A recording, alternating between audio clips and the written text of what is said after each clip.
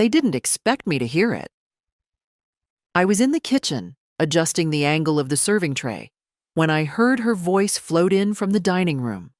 Light, careless, just loud enough to reach me from the hallway. "Make sure that's her glass," she said. "She'll be out before dessert. I don't want her ruining the toast." There was a pause, then my son's muffled voice, too low to catch. Then her again, laughing softly. "It's harmless. She'll sleep like a baby. We just need a peaceful evening for once." I stood completely still. My hand gripped the edge of the countertop until my knuckles paled. My heart didn't race. It stopped, then restarted. Slower, heavier, like it now carried more weight than before. They were talking about me. I turned my face toward the mirror above the stove. A ridiculous thing to hang in a kitchen, but there it was. A small square with a wooden frame and a crack across the lower left corner. I saw my own eyes there. Calm. Flat. Unmoving. The way I imagine I looked when I buried my husband. The way I must have looked when my son first told me, years ago, that Pauline has a different way of doing family. I walked slowly to the dining room. 10 steps. I counted each. They were standing at the table, arranging the cutlery, smiling, not a trace of anything on their faces. She kissed him on the cheek and went to the hallway to get the wine. I didn't say a word. I smiled back, took the water glasses from the table, walked them to the kitchen, poured fresh water, and when I came back, I switched them, just like that. Her glass for mine, mine for hers. A quiet act, unnoticed.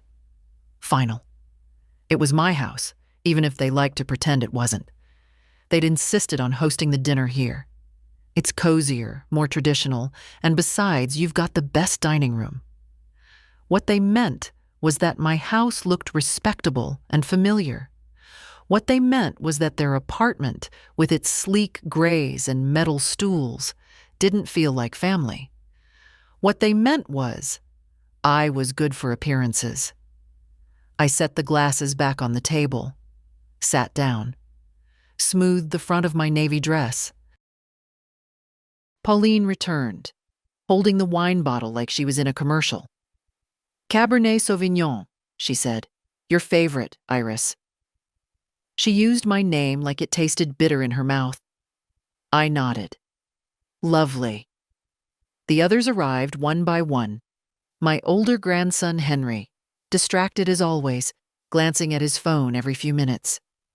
My younger granddaughter, Amy, polite and sweet, helping with napkins without being asked. The table filled, the candles flickered.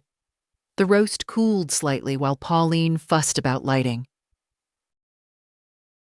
Then came the first sip. Pauline raised her glass for a toast. "To family," she said, "to patience, and to keeping things civil." That earned a few confused glances, a tight chuckle from my son, a silence that lingered too long. She drank. I watched her throat move as she swallowed. Then I took my glass and raised it slightly. Didn't drink. Dinner began. Conversations about schools, promotions, a vacation someone might take in July.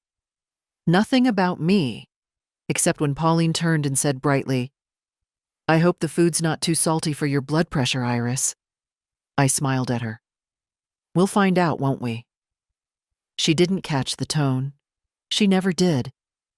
20 minutes later, she started blinking more often, rubbed her temple, sipped more water. Her fork slowed. "Are you all right?" I asked gently, almost kindly. "Fine," she mumbled. "Just tired." Another 10 minutes, and she was pale. Her posture slackened, her words slurred just enough for everyone to notice, but no one said anything, until she slumped sideways in her chair. Henry jumped up. Amy gasped. My son stood still. "Pauline," he said. I rose slowly, took her glass, carried it back to the kitchen, and poured the rest down the drain.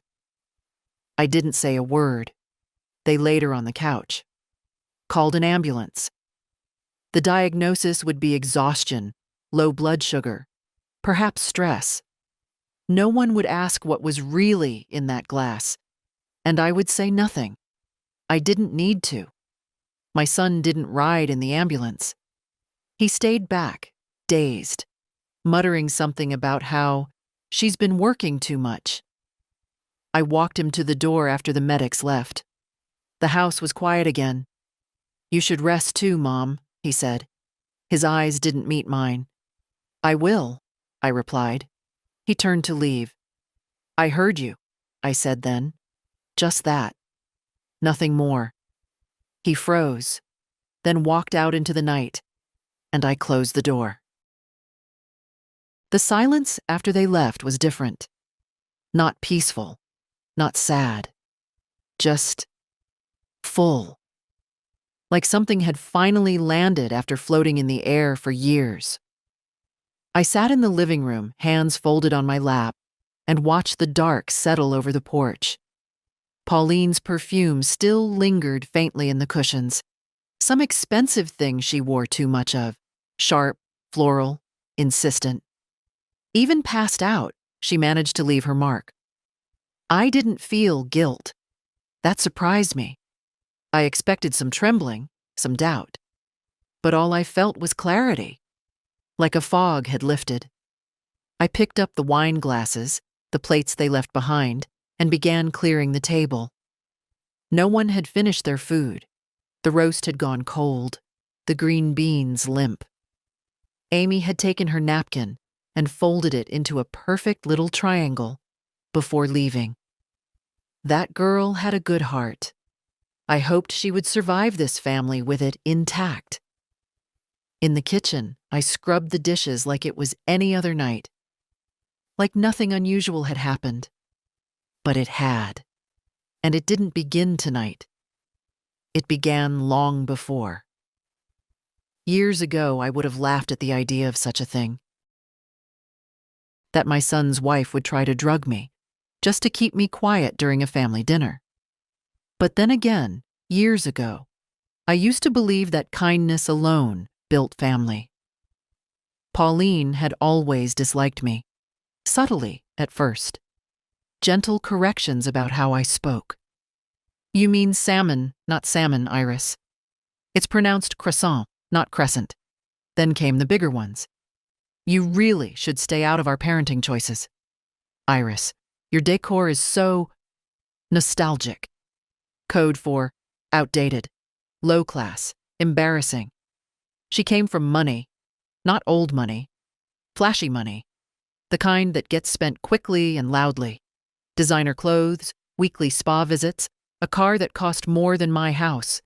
And somehow, despite all that, they were always behind on bills. That's where I came in. My son Nathan was no better. He didn't defend me, didn't contradict her, just smoothed things over. "She doesn't mean it like that, Mom. Pauline's just stressed." "You're being too sensitive. Let's not make a thing out of it." I didn't make a thing out of it. For years. I signed checks, helped with the down payment on their house, covered private school fees when Henry started slipping behind, paid off their credit card debt once, quietly, after they asked for a small favor. I never told anyone. That was my mistake. They got used to it, started acting like it was expected, like I owed it to them, just for being alive. And I took it. Because Nathan was my only child. Because I thought if I kept giving, eventually I'd be part of their lives again. Not just a backup wallet, but a mother, a grandmother. I thought if I stayed useful, I'd stay wanted. Tonight proved otherwise. They didn't just want me silent. They wanted me unconscious. Out of the picture. An obstacle to their performance of unity and polish. I washed Pauline's wine glass. Last. Watched the soap run down the stem, the rim where her lipstick had left a faint mark. I rinsed it carefully, set it on the rack to dry. Then I wiped down the counters, turned off the kitchen light, and went to bed. I didn't sleep. My mind replayed their conversation in loops. Her voice, confident, careless, talking about me like I was a dog to be tranquilized. I used to say nothing. When they left me off the Christmas card, when they told the neighbors that Iris was just a friend helping out with childcare, when I offered a suggestion and got a patronizing smile in return, I swallowed it all. Not anymore. In the morning, I dressed without rush. Same routine. Soft slacks, cardigan, a brooch my husband gave me before he passed. I made tea. Sat by the window. The garden needed weeding, but I let it be. Today wasn't for that. My phone buzzed around 9:17 a.m. A message from Amy. "Grandma, is everything okay? That was so weird last night. Dad said Pauline fainted because she hadn't eaten all day, but I don't know. She looked strange. You okay?" I smiled. "Bless that girl." I replied, "I'm perfectly fine, sweetheart. Thank you for checking." And yes, something was strange. I didn't say more. Not yet. She deserved the truth, but not in a text message. I would talk to her soon, when it was time. I spent the morning reviewing my bank statements. 3 accounts, 1 savings, 1 checking, and 1 I hadn't touched in over a year. My name on every document, and Nathan's on several. I had forgotten how many payments I'd automated in their name. Cell phones, car insurance, school fees, a gym membership I'd never used. It was all there in black and white. They used my money to build their life, and now they'd tried to erase me from it. I closed the laptop gently and called the bank. The voice on the other end of the line was young, chipper, too bright for 9:30 in the morning. "Good morning, Ms. Lorne. This is Colleen at First Carolina Federal. How can I assist you today?" I paused before answering. My hand rested on the notepad beside the phone, where I'd scribbled every recurring payment I could remember. My handwriting looked steadier than I felt. "Yes, hello. I need to review some authorizations on my accounts, and I'd like to suspend a number of automatic transfers, possibly all of them." There was a beat of silence. "Of course, Ms. Lorne, I can assist with that. May I verify your identity first?" We went through the standard dance. Last 4 digits of my social security, the name of my late husband, the answer to a security question I'd forgotten I'd even set. "Perfect," she said finally. "I see you have 3 active accounts with us. There are currently 72 automatic transactions scheduled. Would you like to cancel specific ones or suspend everything for now?" "Everything," I said. My voice didn't shake. I'd half expected it to, but it came out clear and steady. I almost didn't recognize it. "All right," Colleen replied, now more serious. "I'm initiating a suspension of all scheduled payments effective immediately. They'll be paused until we receive further instructions from you in writing or in person." I thanked her, hung up, and stared at the phone. So that's how it starts, I thought. Not with a bang, not with a confrontation, just a quiet call to a cheerful stranger, a flip of a switch in some system. And now, the bloodline of their finances, their real dependency, was cut off. By lunch, the first text came in. It was from Nathan. "Hey, did something happen with the phone plan? Mine's not working." I didn't answer. Let him wonder. I made myself a sandwich. Nothing fancy, just turkey and cheese. I took it out to the porch and sat in the wicker chair with the peeling armrest, the one Pauline always made a face at. Funny, that armrest had outlasted her decency. The air was warm, a little sticky. September always came heavy around here. I watched a neighbor mow his lawn in slow, careful stripes and remembered how my husband used to do the same. I wondered, if he were here, what he'd have said about all this. He wouldn't have been surprised. He saw things I didn't. Warned me, gently, years ago. "Iris," he said once, "if they only come around when there's a check involved, they're not visiting you. They're visiting the money." Back then, I brushed it off. Told him he was being cynical. Now, I thought, no, he was just tired. Tired of watching me get chipped away, piece by piece.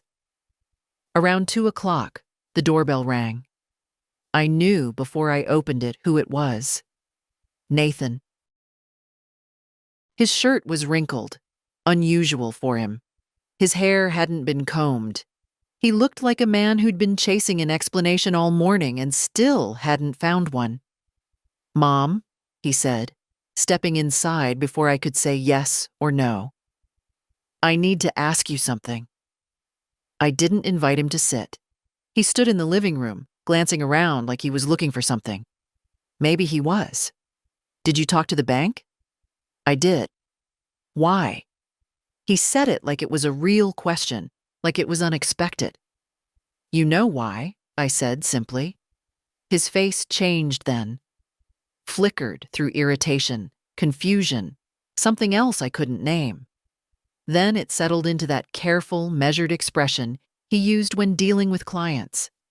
He folded his hands together. "Mom, Pauline's been under a lot of stress lately. She didn't mean anything by what she said. It was just poor wording. She was nervous about the evening going smoothly. That's all." "You're calling it poor wording?" I asked. "She didn't drug you," he said quickly, eyes widening. "You're jumping to conclusions. It was just a supplement. She uses melatonin herself.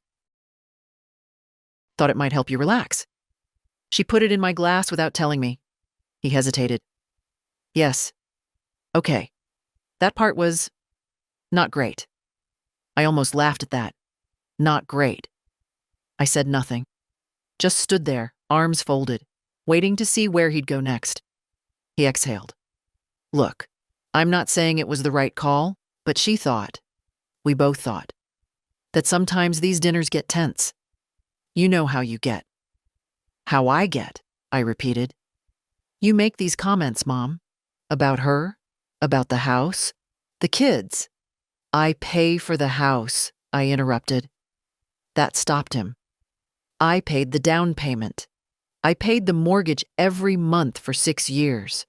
I paid for the kids' school, your insurance, Pauline's medical bills. I paid for the groceries when your credit card was declined last spring. I know because the bank called me about it. So if I made a few comments over dinner, I think I earned the right." His mouth opened, closed. "You've taken my money," I said, "and in return, you tried to put me to sleep like an inconvenient child." "It wasn't like that." "Was it your idea?" I asked. "Or did you just let her say it and stay quiet?" He didn't answer. We stood in silence for a moment. Finally, he asked, softer, "So that's it? You're cutting us off?" "I'm cutting myself loose," I said. From the kitchen, the tea kettle started to whistle. I turned, calmly, and went to pour myself a cup. I used to think silence was strength, that if I kept the peace, held my tongue, smiled when it hurt, I was being noble. That good mothers endure, that decent women forgive, that it's better to be unthanked than to be bitter. That was before I saw my son standing in my living room, trying to explain away a drugged wine glass like it was a social slip. After he left, without tea, without an apology, I sat at the kitchen table and stared at the steam rising from my cup. It curled slowly, like a quiet goodbye. I didn't cry. I hadn't cried in years. That used to bother me. Now I saw it as proof that I'd stopped expecting tenderness from the people who should have known how to give it. The next day, I opened the drawer in the hallway console, the one I hadn't looked in for years. It held files, warranties, loose batteries, and a thick manila envelope with Nathan's name written in my handwriting. I emptied it out onto the table. There they were, copies of checks, receipts, loan agreements never repaid, birthday cards with "Thank you for everything" scribbled next to numbers that had more zeros than any gift should. 17 years of generosity. No. 17 years of trying to buy my place in a family that had slowly decided I was just optional. I looked at one check for $6,200, labeled nursery furniture.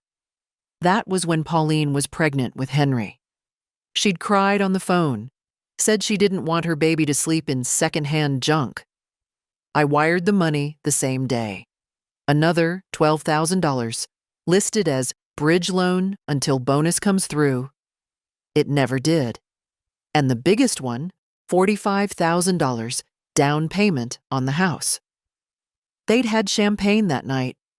I remember because Nathan sent a photo of the cork and said, "Wouldn't have popped this without you, Mom." I didn't print that photo. It wasn't just the money. It was the little things. Pauline had a way of correcting me in front of others.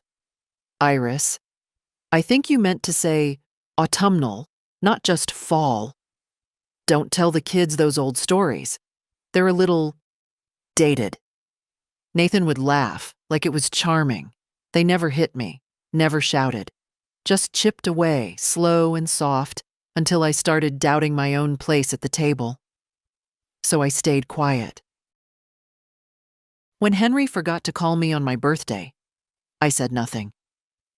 When Amy's recital went by without an invitation, I pretended I hadn't heard about it. When Pauline planned holidays without even asking if I'd be free, I made other plans, alone. Because it was easier than making a scene. Because I thought they'd come around. They didn't. I pulled out a fresh notepad and began writing. Not a letter, not yet, but a list of payments, of dates, of patterns. It was long. At the bottom, I drew a line and wrote one sentence. A person's worth is not measured by what they give, but by how they're treated when they stop giving. Then I picked up the phone and called Amy. She answered on the second ring. "Grandma?" Her voice was bright, cautious, like she wasn't sure if I'd be angry. That hurt more than anything. "Hi, sweetheart," I said. "You asked me yesterday if everything was okay." "Yeah, you seemed different." "I need to tell you something," I said. "But not over the phone. Can you come by after school?" "Of course," she said immediately. "Do you want me to bring anything?" "Just yourself." She came that afternoon. Walked in like she always did. Quietly, respectfully, with her backpack slung over one shoulder and that little frown she got when she was thinking hard. We sat at the table. I didn't offer snacks. I didn't ask about school. I just told her the truth. About the glass. About what I heard. About what I did. She didn't speak for a long time. Then she said, "She's been weird with you for years." That surprised me. "I noticed it when I was 10, she said. "I remember you gave me a sweater, and she said it wasn't my style. And Dad just let her." I nodded slowly. Amy looked at me, then down at her hands. "Are you okay?" "I am now," I said. "I'm sorry." "You don't need to be. You didn't do any of it." She took a breath, then asked, "What happens now?" "I'm not sure," I said. "But it's going to be different." She didn't push, just reached across the table and squeezed my hand. That night, I wrote a letter. Not to Nathan. Not yet. To my lawyer. I asked for an appointment. and I slept well for the first time in months. The law office smelled like old wood and copy paper, that sterile sort of calm that makes you sit up straighter, even if no one asks you to. I hadn't been there in years, not since I updated my will after my husband died. Back then, I'd left everything to Nathan, because who else was there? Now I was here for a different reason. The receptionist recognized me. She smiled politely, offered tea. I declined. "Ms. Lorne, Mr. Davison will see you now," she said a few minutes later. Richard Davison was nearing 70 himself. Thin, sharp-eyed, hands as still as a surgeon's. He'd drawn up my first will back when Nathan was still in high school. We'd been acquaintances for decades. Not friends, but familiar in the way small-town professionals often become. "Iris," he said warmly, rising as I entered. "It's been a while." "Too long," I said, shaking his hand. "I need to make some changes." He nodded and gestured to the chair across from his desk. "Tell me what you're thinking." I laid out the facts, slowly, without drama. He listened without interrupting, only nodding occasionally, scribbling in a legal pad with his fountain pen. When I got to the part about the wine glass, the switch, he set the pen down and looked at me over his glasses. "Do you want to press charges?" he asked quietly. "No," I said. He didn't ask why. Instead, he opened a file drawer and pulled out my last will, flipped to the second page. "Currently, Nathan is the sole beneficiary. You're still listed as executor, and you designated him power of attorney if you become incapacitated. Do you want to remove him from all of that?" "Yes. And replace him with my granddaughter, Amy." He didn't blink, just made a note. "I'd also like to create a trust," I said. "A separate account, protected, for Amy's education, housing, her future. Something no one else can touch, not her parents, not her brother, not me, once it's set." Richard raised an eyebrow. "That can be done. I'd suggest a revocable living trust with a named successor trustee, preferably someone outside the family." I nodded. "Can you be that person?" He smiled faintly. "Happy to. But I'll need to verify with her first that she understands what's being offered." "She doesn't know yet," I said. "Not the details." "She will soon," he replied, and began drawing up the paperwork. It took 2 hours, signing, initialing, reviewing clause after clause. I felt no hesitation, just a calm sense of direction, like I was finally walking the path I should have taken years ago. When it was done, I felt lighter. Not euphoric, just unburdened. Outside, the sun had shifted westward. The light was different, softer. I stopped by the bakery on the way home and bought a cherry tart. Amy's favorite. It felt like the right thing to have waiting. The next morning, Nathan called. I didn't pick up. A few minutes later, a message came through. "I just got a notification from the mortgage company. Payment bounced. What's going on? Can you call me back?" I stared at the screen, then set the phone down and went to water my plants. Let him sit in the silence for a while. I'd lived in his for years. Later that afternoon, Amy came by again. This time, she had a stack of school papers with her and a worried look in her eyes.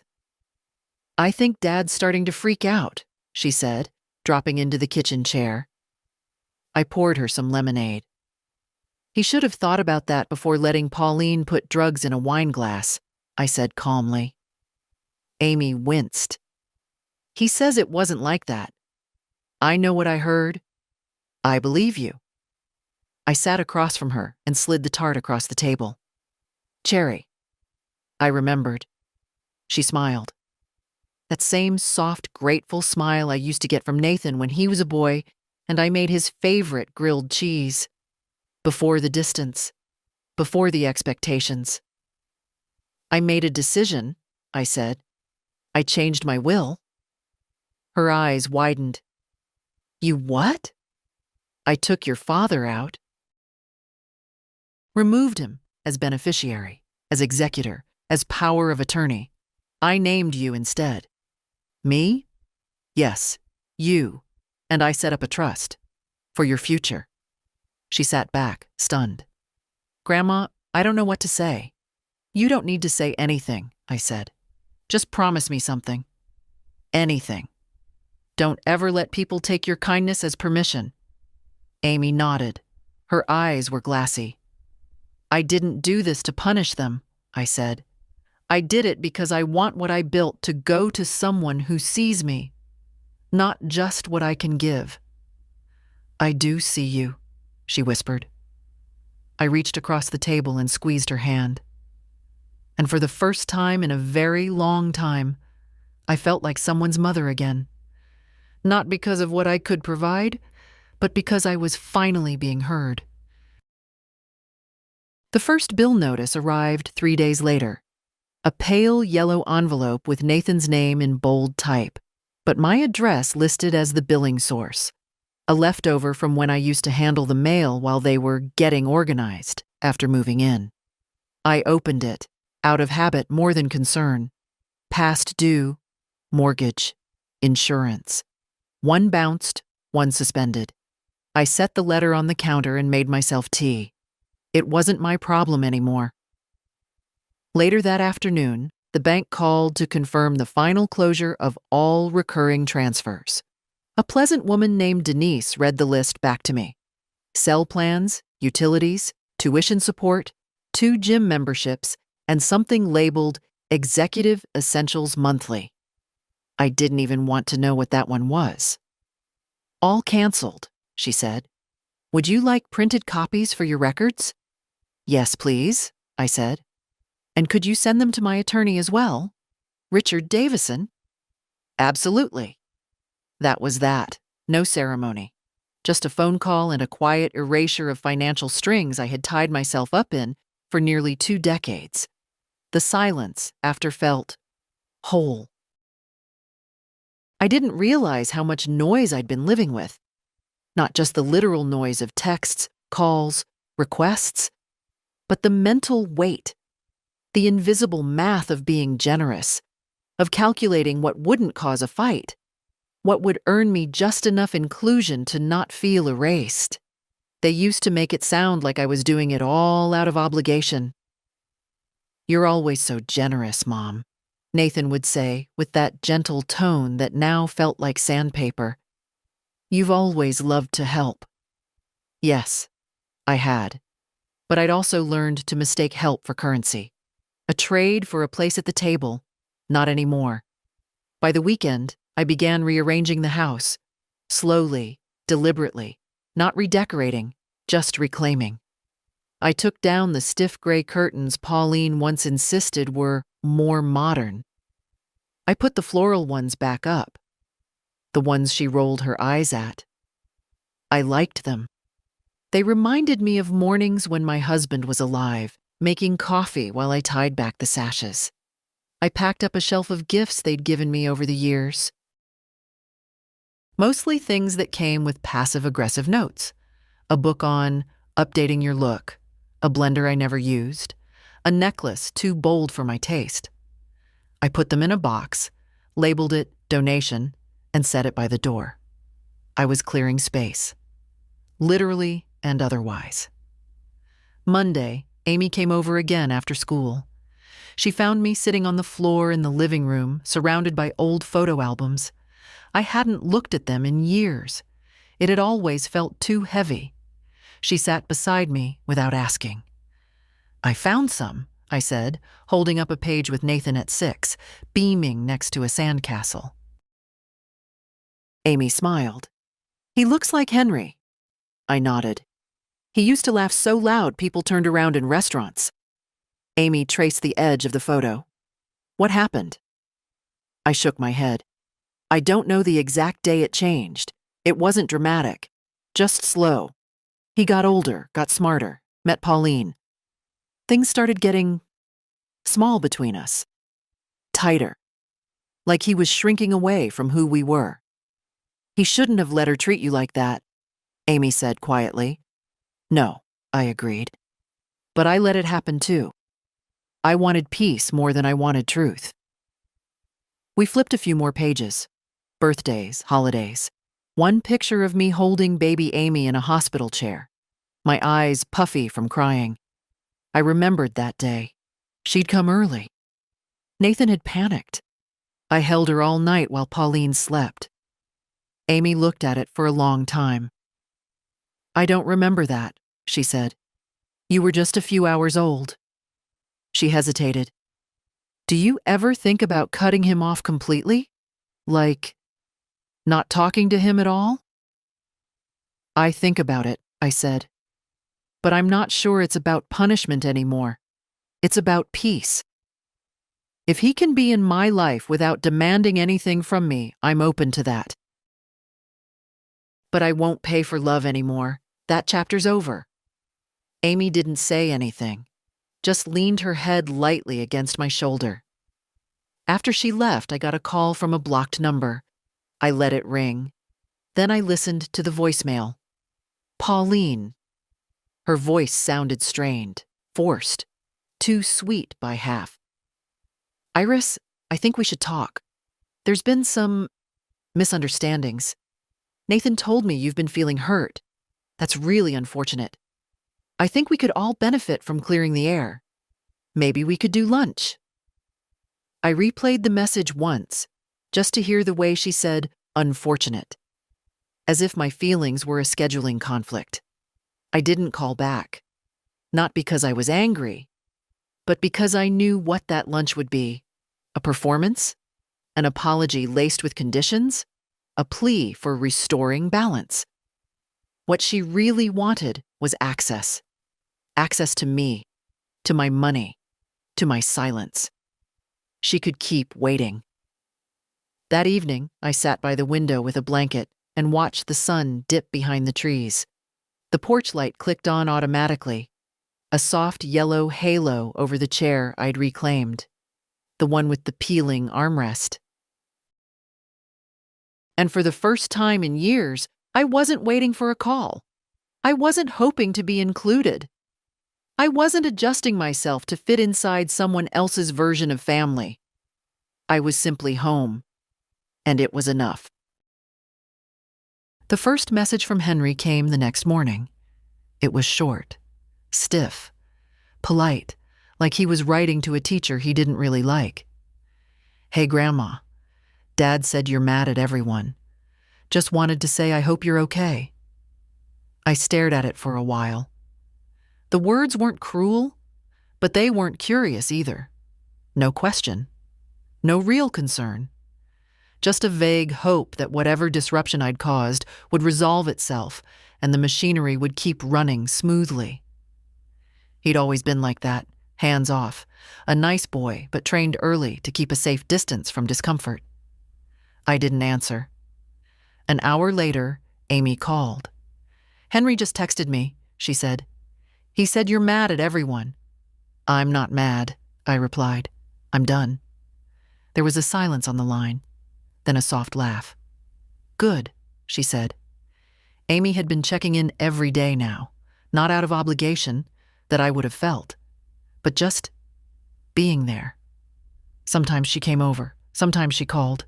Once she dropped off a bag of lemons because she said I made the best lemonade and she was tired of the bottled kind. I didn't realize how thirsty I'd been for that kind of attention. Simple, quiet, undemanding. That same afternoon, another message came in. This one from Nathan. Can we talk? Not about money, just talk. I didn't reply. Instead, I turned off the phone and went out to the garden. The weeds had gotten bold while I was busy handling everyone else's life. I dug in with my hands, pulled root after root, clearing space for air and sun. It felt good, honest, messy, real. That evening, I baked bread. The house filled with warmth and the smell of something rising, I didn't realize how much I'd missed that, the slow miracle of flour and water becoming something alive again. I sat by the window with a slice, still warm, no butter, just salt. The porch light flicked on. I didn't look at my phone. When it rang again after dark, I let it go to voicemail. This time, the voice was Pauline's mother. That one surprised me. "Iris, this is Vanessa. I know things have been tense lately, but I wanted to say, I never meant for you to feel excluded. I assumed Nathan and Pauline were involving you in the planning. If I had known—" She paused. "Well, I just wanted to reach out. For what it's worth, I always admired how you carried yourself." I didn't know what to make of that. Maybe she meant it. Maybe she'd just heard about the canceled payments. Either way, it didn't change anything. The next day, the florist delivered a bouquet of white lilies. No note, just a typed card. "Thinking of you." I snorted. There wasn't a lily in the world that could undo what had been done. I gave the flowers to Mrs. Elkins next door. Her dog had died last week. At least she'd appreciate them. Later that week, I made an appointment at the credit union. Not the same bank Nathan used. I wanted a clean break. A young woman helped me set up a separate account. One for Amy's trust, and one just for me. My name only. No shared access, no co-signers, no just in case. When she asked if I wanted to link any family members for emergency contact, I shook my head. "I've already had that emergency," I said. "I handled it." Back home, I found a handwritten letter in my mailbox. Amy. She'd written me a real letter, on lined paper. Her handwriting was neat, loopy, like mine had once been. She wrote about how things felt strange at home, how Nathan was quieter than usual, how Pauline pretended nothing had happened, how Henry kept asking if I was coming over for Sunday dinner. "They don't get it," she wrote. "They think you're being dramatic or difficult, but I see what's happening. You're setting a line, and I respect it." Then, one sentence I read twice. "You taught me how to bake, but now you're teaching me how to have a backbone." I folded the letter and placed it in the drawer where I kept my husband's watch, an old church program, and the only photo I still displayed of Nathan as a boy. The next day, I walked to the post office and bought a box of stationery. If they were going to start writing, I'd respond in kind, but only to the ones who wrote with truth. Not lilies, not voicemails, not white lies hidden in expensive paper. Words. Honest ones. I wrote Amy back that evening. No advice, no preaching. Just told her about the bread, about the lilies, about the garden finally getting its space again. And I ended with this. Kindness is a gift, sweetheart. But it's not a contract. Never forget the difference. I sealed the letter and smiled.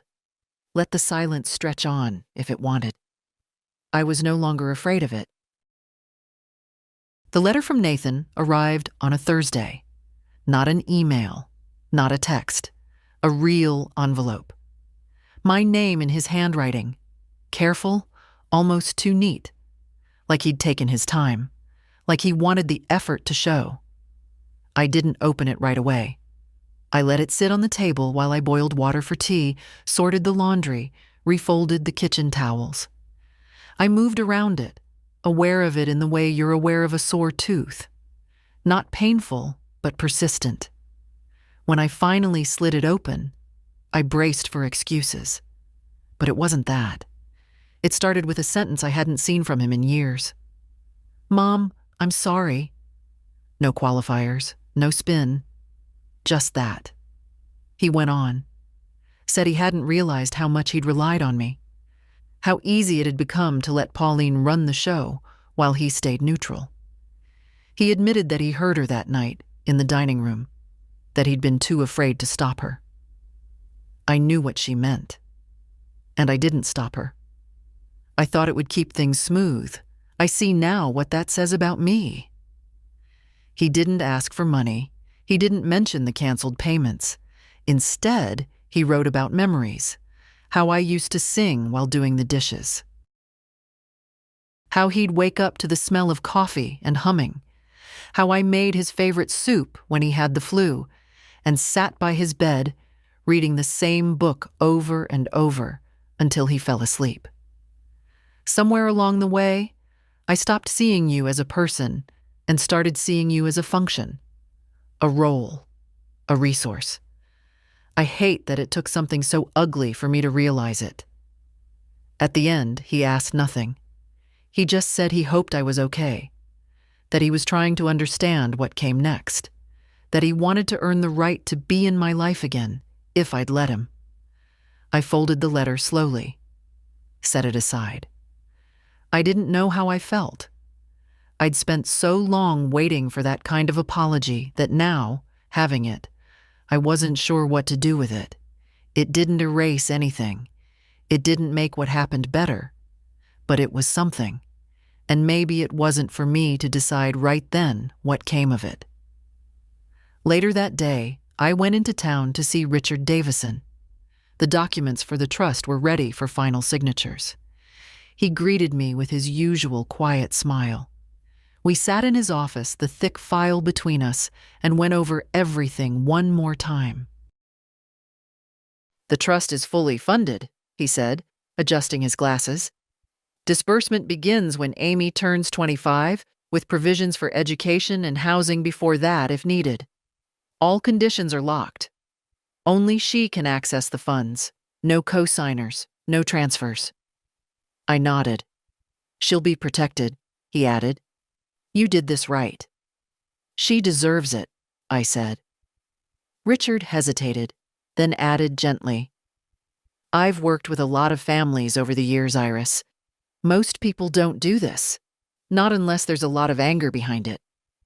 "There was," I said. "But not anymore. Not exactly." He didn't press. I signed the last document. Just a name on a line, but it felt like sealing a chapter. On the way out, I stopped by the bakery and picked up 2 pastries. One for me, one for Amy. I didn't know if she'd be by that day, but it felt right. I got home just as the mail truck rolled up. Another envelope. This one from Pauline. I nearly tossed it in the trash without opening it. But I didn't. It was 1 page. Printed, not handwritten, polite, cold. She wrote that she hoped I was well, that she regretted how things had been perceived, and that she wanted to rebuild bridges. She asked to meet for lunch, her treat, at one of those modern places she loved, where everything was plated on stone and tasted like salt and air. There was no apology, only optics. I folded the letter once and slid it into the drawer where I kept coupons and spare batteries. A waiting room for things I didn't know what to do with yet. That evening, Amy came by. I handed her the pastry and told her the trust was official. She stared at me. "What does that mean?" "It means no one can take your future from you," I said. "Not even you if you're being foolish." She laughed, then paused. "Is it a lot?" "It's enough," I said. She didn't ask for numbers. I liked that about her. We sat on the porch eating, watching the last light leave the sky. "Dad wrote me a letter," I said eventually. She looked over. "And?" "I believe he means it. But believing someone's regret doesn't mean you hand them a key again." She nodded. "Do you think you'll forgive him?" "I already did," I said. "But that doesn't mean I'm letting him back in the house." Amy didn't argue. We finished our pastries in silence, the kind that doesn't ache. That night, I slept with the window open. The air was cooler now. September was shifting toward fall. The kind of fall I liked, not autumnal, not curated, just plain, honest weather. I woke up once around midnight and stood by the window. The street was empty. No cars, no footsteps. Just the hum of quiet houses. Mine no longer felt like a waiting room. It felt like a home. Again. I wasn't expecting them to show up at my door. Not like that. It was late afternoon. The kind of day where the air hangs heavy and still just before a storm. I'd been out in the backyard pulling weeds from the far corner of the garden, the one no one ever helped me with, when I heard the car. I knew the engine before I saw it. Nathan's sedan. Always a little too clean. Always parked just a little too straight. I stood up, wiped my hands on my pants, and watched them get out. Both of them. Nathan looked tired. Older than I remembered, but it was Pauline who caught my eye. Dressed down, hair pulled back, no makeup, which was rare for her. She always presented herself like she expected a camera to appear at any moment, but today she looked normal, small almost. I didn't move. Nathan lifted a hand in a little wave. "Mom," he said, "can we talk?" I didn't answer, just turned and walked toward the porch. If they wanted a conversation, they could have it on my ground. They followed me up the steps like children, unsure if they were still in trouble. I didn't offer chairs, didn't invite them in. Pauline spoke first. "I know I'm probably the last person you want to see." "You're not wrong," I said. She swallowed. "I came to say something, and not just because of the money, though I'd be lying if I said we weren't affected." I waited. She glanced at Nathan, who gave her a small nod. "I'm sorry," she said, "for everything. The dinner, the glass. I shouldn't have done that. I was trying to control a situation that wasn't mine to control. It was selfish and wrong." Her voice was flat. Practiced, not robotic, but careful. Like someone trying to walk across ice without slipping. I didn't speak. "I wasn't raised to ask for help," she continued. "And when you kept giving it, money, time, space, I told myself it was just your way of being. I didn't think about what it cost you. I didn't want to." Still, I said nothing. Nathan stepped forward. "We came because we know we can't undo it, but we don't want to pretend anymore. I don't." I looked at them both for a long time. Then I said, "I've already forgiven you." They blinked. But forgiveness doesn't come with a seat at my table. Not yet. Nathan nodded slowly. "I understand." Pauline, to her credit, didn't argue. "I spent a long time thinking I could earn love with usefulness," I said. "That if I just stayed helpful, no one would throw me away." They shifted, uncomfortable. "I'm not angry anymore," I added, "but I'm not available either." That seemed to land. Nathan looked down. "Is there anything we can do?" I thought about that. "You can stop trying to manage the narrative. Don't tell the kids I'm being difficult. Don't play the victim. Just say the truth. I set boundaries you didn't like." He nodded. "And," I added, "you can live with the consequences. If money is tight, figure it out. You're grown people. You have jobs, a house, a car I helped you buy. Figure it out like I had to when I was 35 and widowed." Pauline's face twitched, just a little. I wasn't sure if it was shame or pride trying to stay intact. "That's fair," Nathan said quietly. I stepped back toward the door. "If you want to visit again, write first. No unannounced appearances. No requests. No strings." They both murmured agreement. I didn't hug them, didn't reach out. Just nodded and stepped inside, closing the screen door behind me. I watched through the curtain as they got back into the car. No fight, no dramatics. Just two people finally realizing they'd lost access to something they thought was permanent. The next morning, Amy stopped by. I told her they'd come. "What did you say?" she asked. "The truth." Amy smiled faintly. "I bet that rattled them." "They'll survive," I said. "We all do." She looked around the living room. "It's so quiet here now." "I like the quiet," I said. "It tells me when someone's voice matters." That afternoon, I sat down with a new notepad. I started a list. Not of payments, but of things I wanted. Small things. Take a pottery class. Visit the Arboretum in Raleigh. Find my old recipe for lemon bars and see if it's still as good as I remember. I hadn't made a list like that in years. I always made lists for others. Shopping, bills, gifts, favors. This one was mine, and it felt like a beginning. Freedom doesn't always arrive with fireworks. Sometimes it creeps in slowly, like light under a closed door. That's how it felt the morning after they came. I woke up before the sun. No alarm, no reason. Just eyes open, body rested.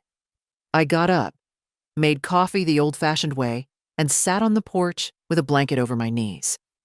The street was still asleep. No cars, no sprinklers, no barking dogs.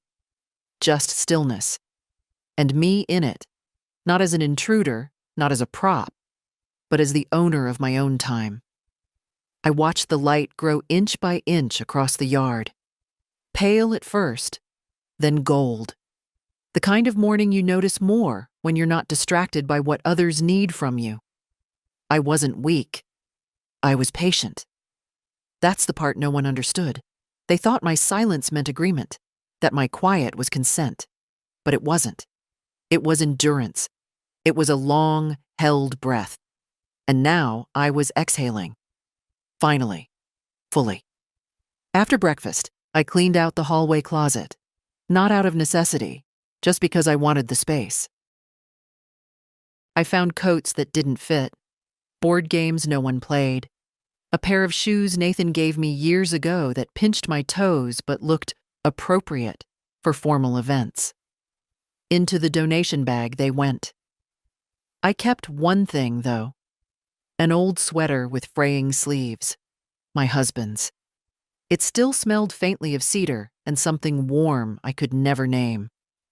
I held it for a moment, then folded it neatly and set it on the bed. Some things you keep not for function, but for memory. Around noon, Amy called. "You sound good," she said, halfway surprised. "I feel good." "Did they say anything after they left?" "No," I said, "and that's just fine." I didn't need follow-ups. I didn't need explanations. They'd had their moment. I'd had mine. The rest would take care of itself, or it wouldn't. That part wasn't up to me anymore. After we hung up, I drove to the nursery, bought herbs for the garden, basil, thyme, lavender, simple things. But I'd neglected that corner of my life for too long. I wanted to grow something that didn't require apology. Back home, I spent the afternoon planting. Hands in the dirt, sun on my back, the kind of quiet work that makes you forget you ever worried about things like bank statements or strained smiles over roast beef. The phone rang once. Nathan again. I let it go to voicemail. He didn't leave a message this time. That, I decided, was progress. Later, I opened the drawer where I'd kept his letter. Reread it.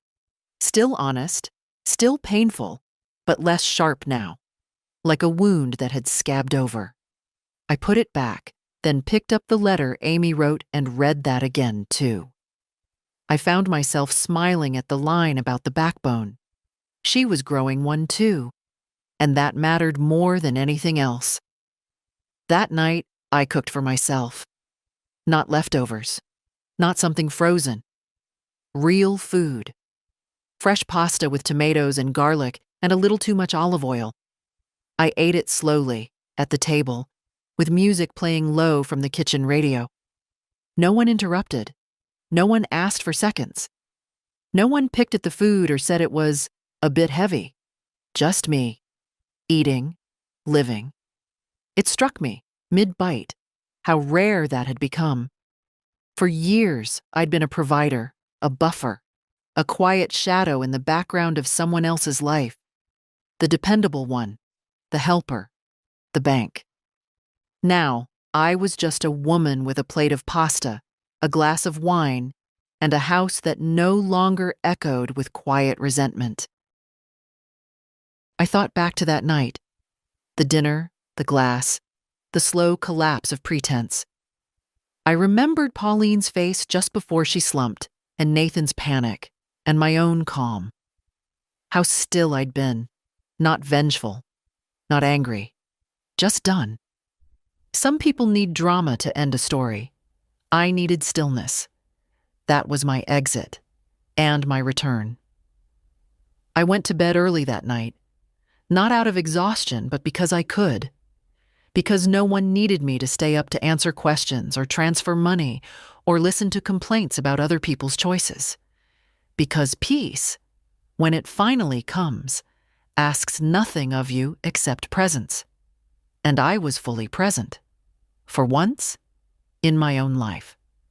When I turned off the light, I thought to myself, almost absently, they thought I was weak, but I was patient. And I was right. 2 weeks passed without a word. No texts, no visits, no apologies wrapped in flowers or guilt disguised as concern. And it was the most peace I'd had in years. I spent the time doing small things I used to rush through or put off. I repainted the back door, organized the pantry, even stitched a tear in the living room curtain I'd ignored for nearly a decade. Not because any of it mattered, really, but because it was mine to tend to. Without supervision, without commentary, without being told there was a better way to do it. That was the difference. I wasn't being watched anymore. When you live with people, or even just near them, who think they know better than you, everything becomes performative. Every choice you make is up for quiet debate. Even silence starts to feel like judgment. But now, the quiet felt like breath. One morning, I made pancakes just for myself. Not for grandkids, not for guests. Just because I wanted them. I made them the way I liked. Crisp edges, too much butter, a little lemon in the batter. I sat by the window, watching the sun move across the kitchen tile, and thought, this is what a second life feels like. That afternoon, I took out my recipe box. The old one. Wood. Chipped in the corners, the cards inside smudged with flour and oil from years of use. I hadn't touched it in ages. Pauline didn't care for my recipes, said they were too heavy, too dated. Once even asked if I could try cooking with less emotion, whatever that meant. But Amy had asked me once, years ago, if I'd write them all down for her someday. So I began, one card at a time, not just the ingredients, the stories too, where the recipe came from, who loved it most, when it was usually made. Not for anyone's approval, just so that someday someone would open this box and hear my voice in their kitchen. That evening, Amy called. They're quiet, she said, meaning her parents. Good, I replied.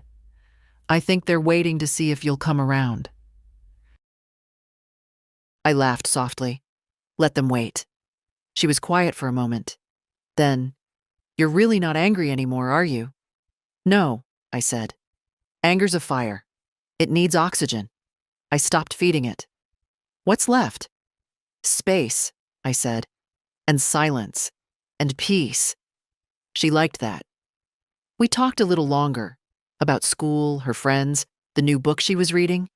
No heavy subjects, just a real conversation, one that didn't circle back to guilt or negotiation. After we hung up, I found myself thinking about legacy. Not the money, not the house, not even the trust. but the feeling I was leaving behind. What would they remember? Would they say I was kind, strong, distant, cold? Maybe all of it. But I hoped, most of all, they'd remember I stopped letting myself be used, that I found the line where giving becomes losing, and I stepped back. The next day, I went to the library, checked out 3 books I'd always meant to read but never had time for. When I walked out, the sun was high, and the breeze felt like a small reward. At home, I started another letter to Amy. Not about the trust this time, not about Nathan, just about life. I told her about the books, the pancakes, the recipe box. I told her I was thinking about starting a new flower bed in the front yard, something colorful, wild, unkempt. I ended it with this: don't wait for someone else to tell you your life has value. Decide it does, and then live like it. I sealed the envelope, added a stamp with a little B on it, cheerful, busy, unbothered, and as I walked it out to the mailbox, I realized something. For the first time in a long time, I wasn't waiting to be chosen. I had chosen myself. It rained for 3 days straight. Not the loud kind, not thunder and flash and drama, but the soft, soaking kind that makes everything slow down. The kind of rain that seems to wash more than just the streets. I spent most of those days inside, reading, writing, moving from room to room with no real urgency. There was something comforting about hearing the water on the windows, knowing the world outside was doing its own quiet work of renewal. I didn't hear from Nathan or Pauline, and I didn't wonder why.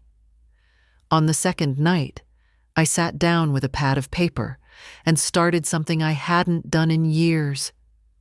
I wrote a list of people I hadn't spoken to in a long time. People I'd let drift away because I was too busy being needed by the ones who didn't value me. Friends I'd stopped calling because Pauline didn't like them. Neighbors I waved to but never invited in. Even my cousin Mabel, who lived 2 towns over and had always sent me a card on my birthday, even after I forgot hers twice. I decided to write them, not to explain, not to apologize, just to reconnect. That's what I was learning. Freedom isn't always about cutting ties. Sometimes it's about retying the ones that mattered, the ones you let fray while holding up the wrong end of someone else's rope. I started with Mabel. Dear Mabel, I wrote, I've been quiet for too long, not because I didn't care, but because I forgot I was allowed to have a life of my own. It felt good. The next morning, I received a delivery. Not flowers, not guilt gifts, a basket. Inside, honey, tea, a jar of homemade jam, and a folded note. Amy. She wrote that she'd made the jam herself, blackberries from a neighbor's fence, that she thought of me when she tasted it because it was a little tart, a little sweet, and totally itself. I smiled at that. She added one more thing at the bottom of the note, almost like a whisper. You're the kind of woman I want to become. I sat with that sentence for a long time, not because it flattered me, but because it reminded me that nothing I'd built was wasted. Not the meals, not the patience, not even the mistakes. It had reached someone. It had shaped someone. And that mattered. That same day, I finally opened the drawer with Pauline's letter, the one I'd tucked away weeks ago. I didn't reread it, just took it out, walked it to the fire pit in the backyard, and lit a match. It burned quickly. No resistance. Sometimes closure isn't a door slamming. It's just deciding not to carry something anymore. That evening, I sat by the window again, tea warm in my hands, and watched the rain slow to a stop. The garden would be drenched by morning, but I didn't mind. It needed the soak. Things grow better when the soil's been softened first. Just like people. The next day, I went to the nursery again. This time I bought wildflower seeds, the kind that bloom where they want, how they want. No order, no pruning, just color and stubbornness. I came home, put on my gloves, and scattered them in the front yard. Let them surprise me, I thought. I didn't need control. I needed life. And life, I was learning, was best lived uncontained. Somewhere along the way, I stopped expecting the apology to fix anything. That's the thing about clarity. Once it arrives, it doesn't need ceremony. It doesn't ask for a stage. It just settles in, quietly, like a truth you already knew, but didn't want to speak aloud. One morning, I woke up and realized I hadn't thought about Nathan or Pauline in 3 whole days. Not once. Not when I opened the mailbox. Not when I cooked. Not even when I passed the corner of the kitchen where Pauline used to leave her purse every time they visited. That space didn't feel haunted anymore. It felt available. I'd started filling it, little by little, with my own things. A small stack of cookbooks I actually liked. A radio that only picked up 2 stations, both of them full of joy. A bowl of lemons, just because they looked nice in the morning light. That was the biggest change, I think. I started putting beauty where the ache used to live. I didn't do it all at once. Just one corner, then another. A drawer here, a frame there, not out of some grand need to reinvent myself. Just a quiet reminder that I still had taste, still had preferences, still had a life worth shaping. Amy noticed first. She came by with a pile of books from her literature class and stopped short in the hallway. "Did you move the chairs?" she asked. I nodded. They never really belonged there, always too stiff. "It looks better like this," she said. And then, with that soft curiosity I'd come to admire in her, "Do you feel different now?" I didn't answer right away. But later that evening, I thought about it. Did I? I wasn't lighter. Not exactly. The past was still there. The memories didn't vanish, but I felt steadier.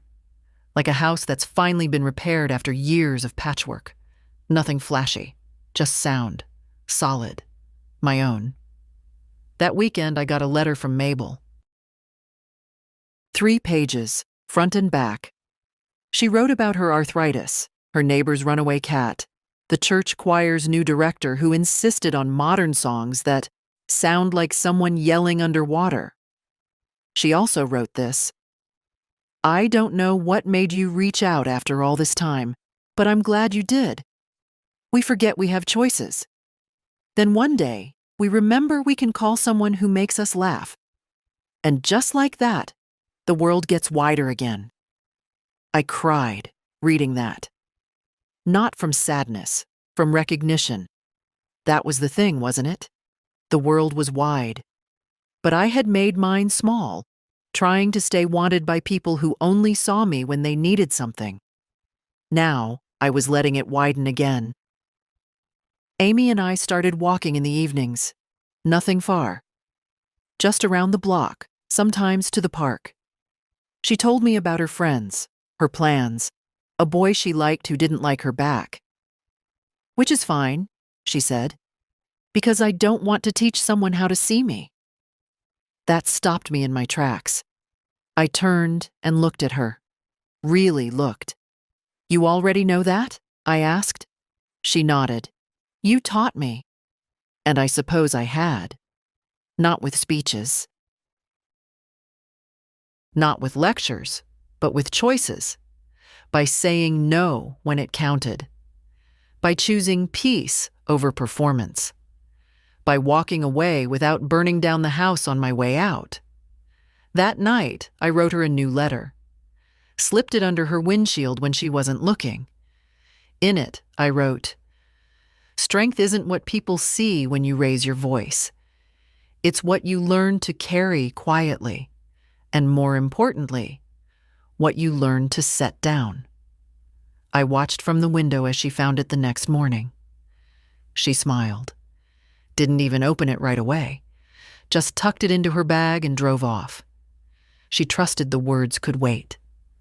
The wildflowers started coming up that week. Just small green shoots, brave and messy, with no sense of direction. I bent down, brushed the dirt gently, and smiled. No one told them where to grow. They just decided to. A letter arrived addressed only to Mom. The handwriting was Nathan's, not as careful as the last time, a little rushed, a little messier, but still his. I opened it without hesitation this time. I didn't feel dread or hope or anything that asked for an emotional investment. Just a quiet curiosity, the kind you feel when someone you used to love knocks softly from a distance. Inside, 4 short paragraphs. No excuses, no apologies either. Just a reflection. He wrote that the house felt different now, that Amy talked to him less, that Henry had started asking questions, not accusing, just observing, that Pauline cried sometimes, not from guilt, but from fear, of what they'd lost, of what they couldn't get back. He didn't ask for forgiveness. He asked for understanding. I know now that there's a difference, he wrote, between being sorry and becoming different. I'm trying for the second one. He ended the letter by saying he'd stopped looking at the bank app every morning, that the silence in that space used to feel like punishment, and now it felt like the only honest thing we'd shared in years.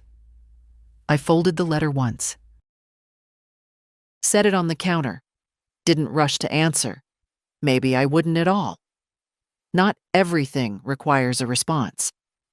That weekend, Amy brought over a pie she'd baked herself.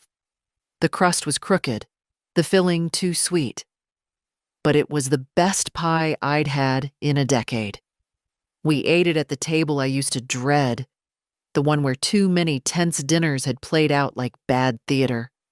But now it was just a table, just 2 women eating pie and talking about things that had nothing to do with survival. Do you think you'll ever invite them over again? Amy asked. Maybe, I said, but not until I stopped flinching at the thought. She nodded, didn't push. Later, she helped me rearrange the guest room. Not for them, not anymore, but for a new purpose. I told her I was thinking about turning it into a sewing room, or maybe a reading space, a place that wasn't about anyone else's comfort, but my own. She smiled and said, "That sounds exactly right." We moved the bed to the far wall, took down the bland art Pauline had once gifted me, neutral tones, Iris, so you don't have to think about it, and opened the curtains wide. The light that came in was real.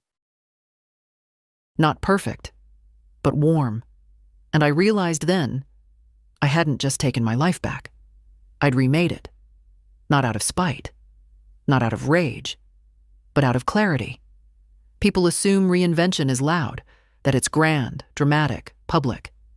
But mine had been quiet, private, almost invisible, except to the people who bothered to look. I hadn't shouted anyone out of my life. I'd simply stopped holding the door open for those who kept wiping their feet on the welcome mat. Amy found one last photo in the drawer. An old Polaroid of me and Nathan, years ago, both of us laughing at something out of frame. I was holding him by the shoulders, and he was looking up at me like I could fix anything. She held it up. "You want to keep this?" I looked at it. "Yes," I said, "but not in the hallway." "Where then?" "In the sewing room, in a drawer, for me, not for show." Amy understood. She always did. That night, I sat with a piece of paper in front of me. Blank. Clean. I wasn't sure if I would write Nathan back. But I knew this much. Whatever came next would be on my terms. Not because I was punishing him, but because I'd finally learned how to protect peace like a precious thing. Because it is. It didn't end with a grand gesture. No tears, no reunion, no last-minute apologies under rain-soaked skies. Life rarely gives you that kind of symmetry. It ended, or maybe continued, with a choice I made in silence. I mailed the photo back, the one Amy found. Me and Nathan, laughing in a time that now felt distant, but still real. I didn't include a note, just the picture in a plain envelope, addressed in my handwriting, the way I used to label his lunchbox in second grade. Let him decide what it meant. That was the thing about healing. It wasn't about getting even. It wasn't about being understood. It was about being able to stand in your own house, look around, and say, "This is mine." No one else gets to rewrite it. Amy helped me finish the sewing room. We painted the walls a soft green, not trendy, not tasteful, just warm.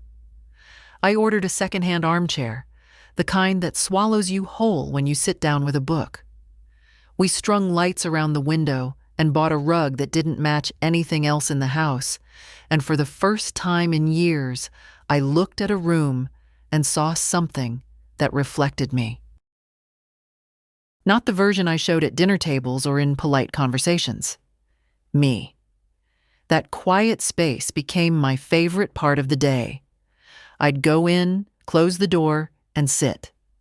Sometimes I read. Sometimes I sewed. Sometimes I did nothing at all, just existed in a place that didn't demand anything from me. The wildflowers bloomed, not all at once, not in a perfect pattern, but steadily. A riot of color right there in the front yard where anyone walking by could see. People noticed. Neighbors I barely knew complimented the flowers. A few left notes in the mailbox. One woman even asked if she could take a picture. "Of course," I said. "They're not private, just unbothered." Amy laughed when I told her that. "That's you now," she said. "Unbothered." Maybe she was right. The truth is, I didn't become someone new. I just stopped shrinking inside someone else's comfort. I'm not angry anymore. I'm not bitter. Those words don't fit me. But I'm not available either. Not for manipulation, not for performance, not for being softened just to be tolerated. I love my son. I always will. But I won't be his lesson anymore. That's his work now. As for Pauline, I don't hate her. I don't think about her much at all. She lives in a different world, one I'm no longer applying to enter. Amy comes by often, not because she has to, because she wants to. We talk, we eat, we plant things. We tell the truth. She told me she's thinking of moving away after college, not to escape, but to grow. She said she wants to build a life where she never has to shrink herself to keep someone close. I told her I'd visit. She smiled and said, "I'll hold you to that." And I hope she does. The house is quiet again, but it's not lonely. It's full of things that matter. Letters, books, music, flowers, time. And my voice, not raised, not shaky, just present. If you've made it this far, maybe something in this story belongs to you too. Maybe you've been told to be small, to stay grateful, to accept crumbs and call them kindness. Don't. You're not too much. You're just enough for the life that actually fits you. So, go plant something wild. Say no and mean it. Take your seat back. And when the silence finally settles around you, let it remind you. You were never asking for too much. You were just asking the wrong people. If this story spoke to you, share it. Leave a comment. Tell me what you've stopped shrinking for. I'm listening.